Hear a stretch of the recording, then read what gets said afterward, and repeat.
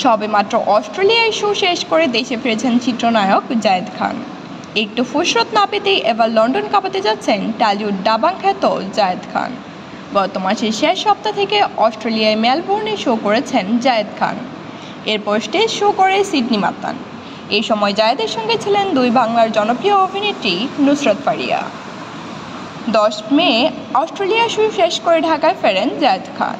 ফিরে এসে বলেন, নুসরাত ফারিয়াকে সঙ্গে নিয়ে অস্ট্রেলিয়া কাঁপিয়ে আসলাম, এবার লন্ডন কাঁপাতে যাব। 25,000 বাঙালি দর্শকের সামনে পারফর্ম করব।